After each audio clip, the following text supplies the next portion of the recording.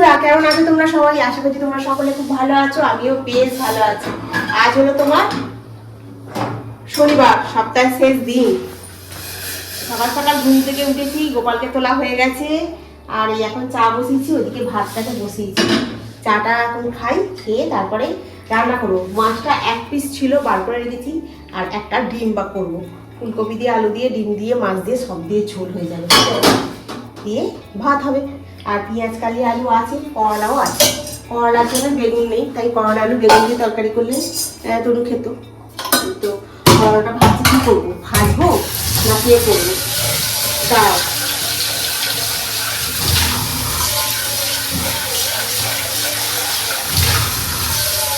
কারণ জলের আওয়াজটা শুনতে পাবে না। জলটা চাটা করে জলটা এর মধ্যে এই জন্য রাখছি, চাটা এখন খেতে বসবো তো ততক্ষণে ডিমটা এখানে সেদ্ধ হয়ে যাবে, ঠিক আছে? তো সেই জন্য এই ব্যবস্থা। আর এক হাতে ফোন ধরে আছি, একটু কমিয়ে দাও। চলো, চা রেডি। তুমি ঘুম থেকে উঠে পড়েছে, উঠে মুখ ফুক ধুয়ে পড়তে বসেছে, আর আমি চা একটু করে নিয়ে যাই। বেকারি বিস্কুট দিয়ে চা খেতে খুব ভালো লাগে। এই বেকারি বিস্কুট আর একটাও নেই, শেষ। আহারে, চলো বসে পড়ি। ওই আগে প্যাক প্যাক করতে করতে যেত, সে প্যাকটাকে ওলাটা কোথায় গেল কি জানি, দেখতেই পাই না। প্যাকেটে যা ছিল সব তেল একদম নিগড়ে বার করে নিলাম।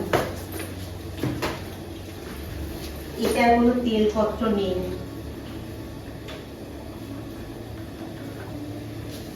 আটা মাখবো, ডিমটা সেদ্ধ হচ্ছে, মাছটা ভাজতে দিই, দিয়ে আটাটা মাখবো, মেখে তোমার রুটি হবে, বুঝলেছো?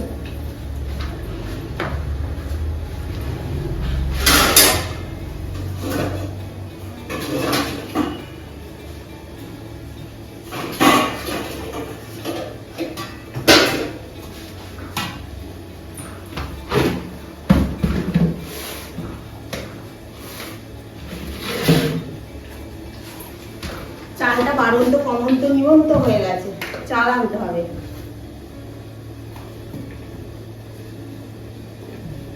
একটু গরম জল করে আটা মাখলে আটাটা খুব নরম মাখা হয়, আর খুব তাড়াতাড়ি মাখা হয়।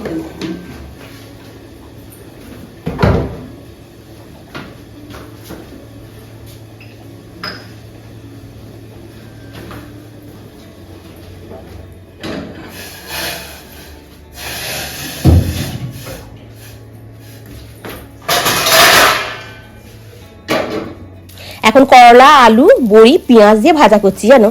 আগে করলা না আমি মুখে পর্যন্ত তুলতাম না, জানো? যখন ছোট ছিলাম তখন আমার মায়ের কাছে যখন থাকতাম, তখন আমি খেতাম বলতে মুসুর ডাল সেদ্ধ, মাছ ভাজা আর তেল লঙ্কা দিয়ে আলু ভাতে মাখা। বুলু সব রকম সবজি খেত, কিন্তু আমি খেতাম না। এই নিয়ে খুব অশান্তি হতো, খুব জ্বালিয়েছি। মা সেদিনকে বলছে যে এখন তুই সবই খাস বল? বলছি হ্যাঁ, পেটের জ্বালায় সবই খেয়ে নিই। ওই জন্য আমি এখন তনুকে বলি, তনু আমি আগে এটা ওটা খেতাম না, খুব অসুবিধায় পড়েছি, তুই একটু একটু করে খেয়ে দেখ টেস্টটা কেমন লাগে, ভালো লাগলে খাবি না কেন? প্রথমে একটু গাঁইগুই করে, তারপরে যখন খেয়ে দেখে ভালো লাগছে তখন আবার খায়। যেমন করলা আলু ভাজাটা খায়, করলা আলু বেগুন দিয়ে তরকারিটা এখন খুব পছন্দ করে, বলে মাঝে মাঝে এটা করে দেবে তো মা, বেশ ভালো লাগে খেতে। এই হলো তোমার আজকের রান্না, ফুলকপি দিয়ে আলু দিয়ে ডিম দিয়ে মাছ দিয়ে ঝোল, ঠিক আছে? আর এই হচ্ছে করলা আলু ভাজা। তনু ভাতটা বেড়ে দিয়েছে, এখানে ছাড়িয়ে দিয়েছি যাতে ঠান্ডা হয়ে যায়। ঘড়ির কাঁটা এখন 8:20 বাজে, আর এইখানে তনুর এটাতে এই যে ঠান্ডা হচ্ছে। কি চলছে পাখা? হয়ে গেছে ব্যাগ ট্যাগ গুছানো, এখন টেবিলটাকে আবার গুছোতে হবে। সব নিয়ে এসে এখন এখানে রেখে দিই। মাস্ক, ঘড়ি, সোয়েটার, এইটা, এগুলো সব হাতে দিই। এগুলো পরে দাও। বিছনাটা কি অবস্থা? আজকে কিছু কাচাকুচি না, খালি বাসি জামা কাপড়গুলো একটুখানি জল দিয়ে ধুবে কেচে ধুয়ে ছাদে নিয়ে চলে এলাম, পুরো মেলে দিলাম। বাইরের ওয়েদারটা দেখো, একদম কি কড়কড়ে রোদ্দুর না, একদম কালকে ছাদে আসিনি, কালকে রোদুরটা খুব তেজ ছিল আর খালি এই নাইটিগুলো সব ধুয়েছিলাম তো ওখানেই দিয়েছিলাম, সব শুকনো হয়ে গেছিলো। আজকে দেখি হাওয়া চলছে, যে না হাওয়া যখন চলছে ঠান্ডা ঠান্ডা আছে, তাহলে এক কাজ করি, চান করেছি, চান করে বরঞ্চ একটু ছাদে মেলে দিয়ে আসি, বরঞ্চ এ হবে শুকনোও হয়ে যাবে আর আমি একটু রোদ্দুর খেয়ে একটু গরম হয়ে যাব। তো চলো এখন নিচে যাই, নিচে গিয়ে এখন পুজো করব, করে তারপরে খাবো। সকাল থেকে কাজ সব হয়ে গেছে, আজকে ক্যামেরা অন করে আর কাজ দেখায়নি, ওই শর্টস বানাচ্ছিলাম বলে ওই লেট হয়ে গেল করতে করতে, ওই জন্য এখন অনেকটাই বাজে, প্রায় 2টো বাজে। তো চলো কড়কড় করছে রোদ্দুরটা, কিন্তু চান করে এসেছি তো বেশ ভালো লাগছে গায়ে, মানে ঠান্ডাটা কী বলতো চলে যাচ্ছে আবার ঘুরে ঘুরে একটু আসছে, ভালোই লাগছে, খারাপ লাগছে না, কিন্তু ওই চান টান করে উঠে একটু ছাদে দাঁড়ালে বেশ ভালো লাগে, একটা ঠান্ডা একটা হাওয়া চলছে দেখছো। চলো এই সময়টা না গা হাত পা ফাটে, মুখ ফাটে, এইগুলো এই সময়টাতে বেশি ফাটে, মুখে আসার সময় কিছু লাগিয়ে নিয়ে আসিনি না, আর এই রোদ্দুরিতে ক্রিম লাগিয়ে এলে না মুখটা আরও কালো কালো লাগবে জানো তো। হলো হয়ে এখন ঝোলটাকে একটু গরম করে নিয়ে এলাম, নিয়ে এসে এখন খেতে বসি, আর লাইটটা একটু জ্বালাই, নাহলে ঘরটা অন্ধকার অন্ধকার লাগবে। আর খেতে বসি, আজকে তো করলা আলু বড়ি দিয়ে ভাজা করেছি, এটা বেশ ভালো খেতে হয় জানো তো, পেঁয়াজ দিয়ে আর বেগুন দিয়ে তরকারি করলে ভালো লাগে, কিন্তু বড়ি দিয়ে বেশ ভাজা দিয়ে খেতে ভালো লাগে। তো চল খেয়ে নি, ফুলকপি দিয়ে আলু দিয়ে আমি মাছ খাবো, তনু ডিম খেয়ে গেছে। দেখতে দেখতে সন্ধ্যা হয়ে গেল, তনুও চলে এসেছে, আর আমি বেরিয়েছিলাম একটুখানি চাল নিয়ে আসতে, একটু সবজি নিয়ে আসতে, কিছুই ছিল না। আর তনু আমি দুজনেই একসঙ্গে এলাম, আসার সময় একটু ফুচকাও খেয়ে এসেছি জানো তো, 10 টাকা করে। আমার পেটটা কেমন ভার হয়ে আছে, আর এখন না বাইরে কিছু খেলেই দেখি পেটটা খুব ভার হয়ে যায়, কেন কি জানি। আর তনুকে বললাম যে চ না বাড়িতে গিয়ে একটুখানি চা পপকর্ন খাবো, কোনো বলছে না একটুখানি চলো দুজনে মিলে একটু ফুচকা খাই। আমি তুই খা, আমি খাবো না, না তুমিও খাও আমিও খাবো। ওই জন্য ওতে আমাদের দুটো ফুচকা খেয়েছি, খেয়ে এসে আর ভালো লাগছিল না। তনু বললো একটু চা করবে না, আমি হ্যাঁ চা করি চ, বলে জন্য একটু পপকর্ন দিয়ে চা করলাম। কি হয়েছে তোকে একটা আমাকে একটা কর্মর কর্মর করে আওয়াজ করতে শুরু করে দিয়েছিস দেখছি, পুড়ে গেছে কোথায়? ওটা জোর দেওয়া ছিল, নিচেরটা একটুখানি এর মতো হয়ে গেছে, ওগুলো বাদ দিয়ে খানা ভালো লাগছে না যে শক্ত হয়ে থাকে ভালো লাগে না খেতে। সন্ধ্যাবেলা যখন তনু বাড়ি আসে তখন আমি এতে গেছিলাম, আন্দুলে গেছিলাম, আন্দুলে গিয়ে কিছু বাজার করে নিয়ে এসেছি। এখন বাজার করে নিয়ে এসে একটু চা খেলাম, চা দিয়ে একটু পপকর্ন করলাম, করে খেলাম, খেয়ে দিয়ে আমি বসেছিলাম। আর এই যে তনু এখন রান্নাঘরে রান্না করতে গেছে। ও কি রান্না করছে জানো? ও রান্না করছে তোমার ম্যাগি।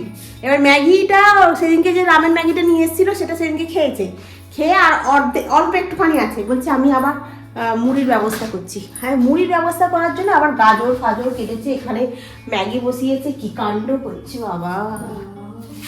আর চল আমাদের কি বাজার এসছে একটু দেখাই, ঠিক আছে? কালকে একটু পুঁই শাক করবো, চিংড়ি মাছ দিয়ে করবো না মাছের মাথা দিয়ে? তনু চিংড়ি মাছ এনেছিলাম।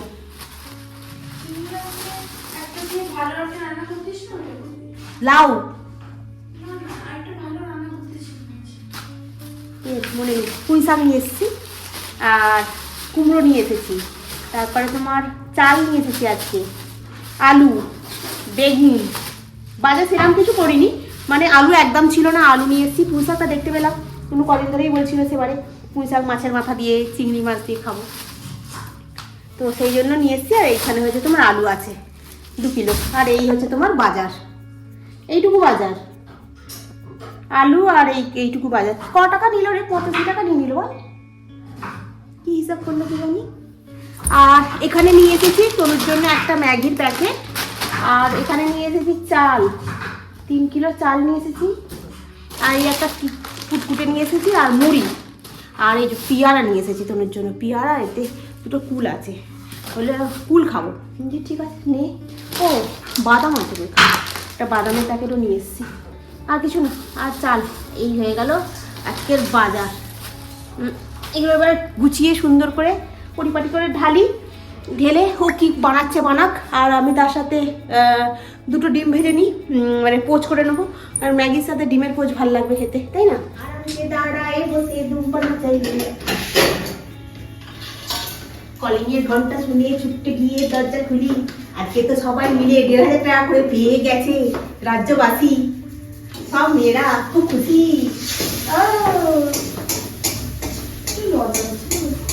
না কেন লজ্জা করছে? আমি তো নিয়েছি 1,500 টাকা, আমার কেন লজ্জা করবে? সবাই বলছে মমতাকেই ভোট দিয়ে দাও, আমি তো যা সিয়ার্কি করছি। হ্যাঁ এইটা ভেবো না যাই কোনো পার্টি ফার্টি করি, আমি কাউকে ভোটই দিই না।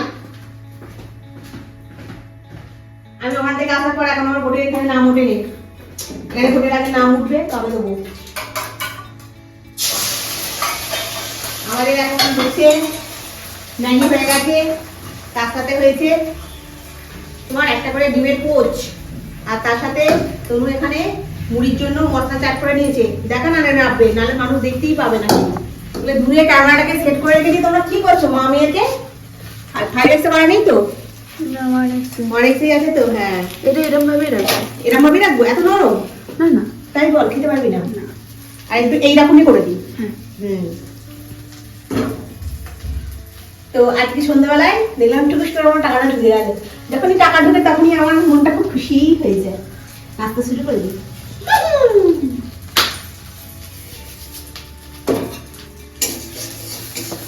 টাকা এমন জিনিস, টাকা টাকা থাকলেই তবেই তোমাকে মানুষ চিনবে, টাকা না থাকলে কেউ চিনতে পারবে না। চল দে সারা। আমি বসে পড়েছি এখানে, তনু বসেছি বিছনায়।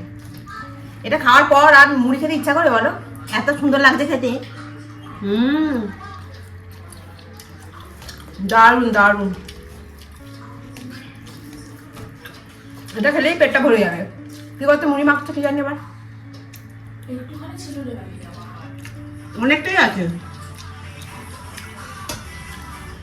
বুঝতে পারিস তুই মনে হয়।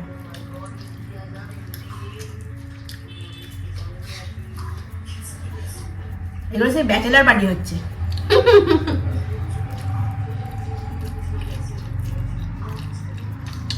খাওয়া দাওয়া হলো, হওয়ার পর এখন আমি চুপ করে বসেছিলাম, বসে বসে একটু এডিট করছিলাম। এবার যাই ঘরেতে, বাসন বলতে সেরকম ওই ম্যাগি ফ্যাগি বাসন আছে রান্নাঘরে পড়ে আছে বেসিনে। দেখি যদি ভালো লাগে মাজবো, না ভালো লাগলে মাজবো না, ভালো লাগছে না।